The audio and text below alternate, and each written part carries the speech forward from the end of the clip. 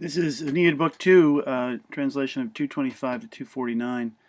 The snakes have just eaten Laocoon and his sons. Yet the twin snakes, in a glide, flee to the top of the temple, and they seek the citadel of the savage one of Triton. This is a reference to Minerva, Athena, whose statue is there. Palace. This is just a different name for her. It refers to the place where she was born. And they hide under both, with the quay here, both under the feet of the goddess and under the curve of the shield of the goddess. Then indeed, a new fear, insinuate, worms its way into the trembling hearts of everybody. Cunctis is dative of possession or dative of reference for everyone. Notice the ABAB arrangement there, interlocking the fear and our breasts, or the hearts of everyone. And they say, Pharaoh is say, an indirect statement here, they say that Laocoon paid the price for a crime, deservedly, or deserving. Laocoon paid the price for a crime. Laocoon who harmed. Lycerit and intorcerate here are both subjunctive here, so the kind of a guy who would do this, a guy who would or who did harm the sacred oak with a spear point, and would hurl a wicked or criminal, sacrilegious spear in its back. They shout, conclama. Notice the unfinished line here. They shout, again, indirect statement. We're going to supply essays with with ducendum and oranda. So this is going to be, these are passive periphrastic inside an indirect statement. So they shout that the simulacrum, the image, must be led to the citadel, to the temple, actually, and it must and the divine powers of the goddess must be prayed to, Oranda. Please, Athena, forgive us, or Minerva, forgive us for harming the horse. We divide the walls, and we lay open the fortifications of the city. Everybody equips themselves for the work, and they throw lapsus glidey things, kind of literally, some way to transport the horse. Obviously, they throw glidings under the feet of the wheels. That's the way it literally goes. And they stretch the stupeas hemp, the hemp chains or the ropes on their necks or with their necks. So they're pulling on the chains.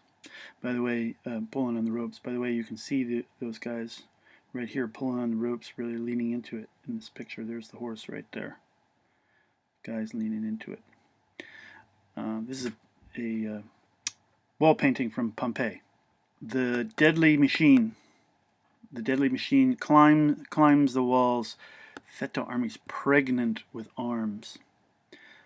Boys and unwed girls sing sacred stuff, sacred songs around it, and they rejoice to touch the ropes with their hands. Funem is a different word for rope, but obviously chosen because it looks sort of like funeral. Interesting word choice there.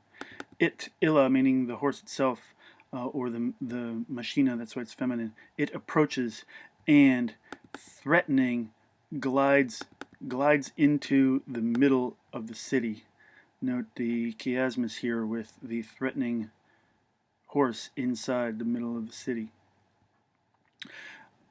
O native land, this is an apostrophe to Troy itself. O native land, O Troy, home of the gods, and walls of the Dardanians, renowned in war.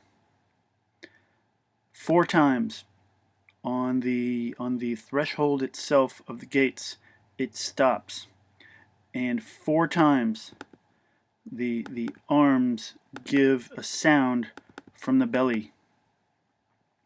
We press on, however, heedless and blind with furor, blind with passion or frenzy.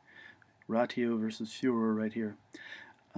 And we stop the sacred, the unfortunate monster on the consecrated citadel.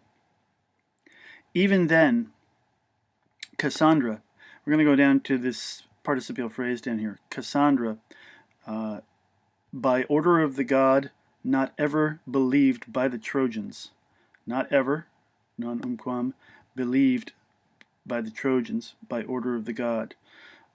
Apollo had started hitting on Cassandra at one point, and she refused him, so he cursed her with prophetic ability, so she would be able to see the future, but no one would ever believe her. You can see, in fact, Cassandra right up here in the thing. She's up there. She got a little crazy during this whole thing, as you can imagine. So, Cassandra, not ever to be believed by the Trojans by order of the god, because of the order of the god, opened her mouth even then to the future fates, or with the fates to be. We poor people, nos miseria, we poor people, for whom that day was the last, ultimus, decorate or drape the temples of the gods with festive fronds, with festive foliage, garlands throughout the city. And that's that. Again, here's the horse, people pulling on it. You see Cassandra over here. This right here is a statue of Minerva with her shield and her spear and her helmet. And that's that.